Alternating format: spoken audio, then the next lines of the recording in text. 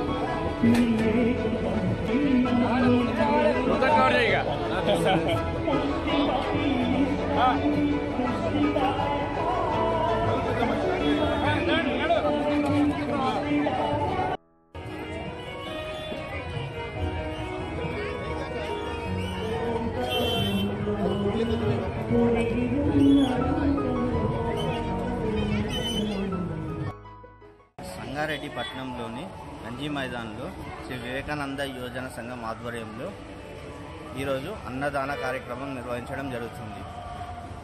ఈ అన్నదాన కార్యక్రమానికి శ్రీ తూర్పు జయప్రకాష్ రెడ్డి గారు మరియు వివేకానంద యోజన సంఘం సభ్యులందరూ వారి సహకారంతో ఈ అన్నదాన కార్యక్రమం నిర్వహించడం జరుగుతుంది.